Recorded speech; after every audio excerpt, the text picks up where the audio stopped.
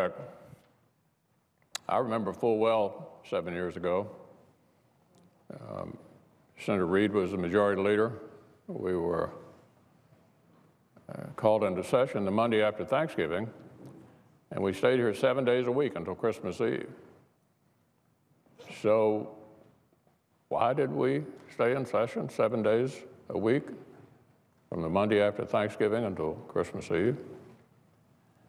Our Democratic friends didn't want anybody to go home. They didn't want anybody to go home and have to explain what they were in the process of writing in the majority leader's office. So I think it's pretty safe to say this subject has been very partisan from the beginning.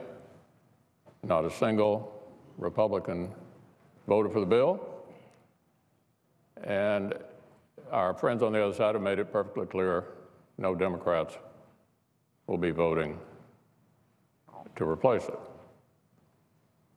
So through that process, our colleagues on the other side had 60 votes at the time. Obamacare was imposed on our country. Over the last 7 years, we've all witnessed and debated its many failures. Over the last 7 years, Republicans have offered ideas on a better way forward.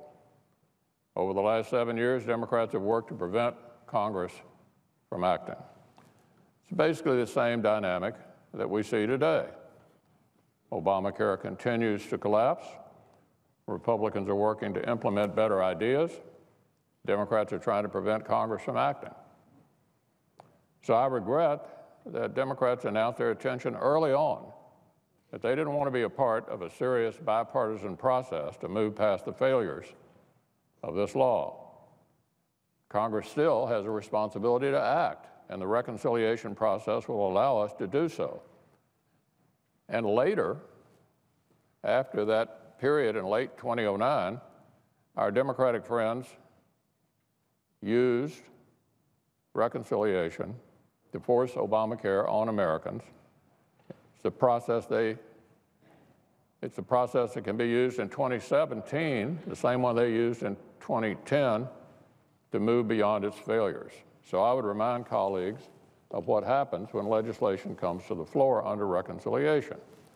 Now, Majority Leader is somehow arguing that reconciliation is not an open process. Boy, it's an open process. There are an unlimited number of amendments.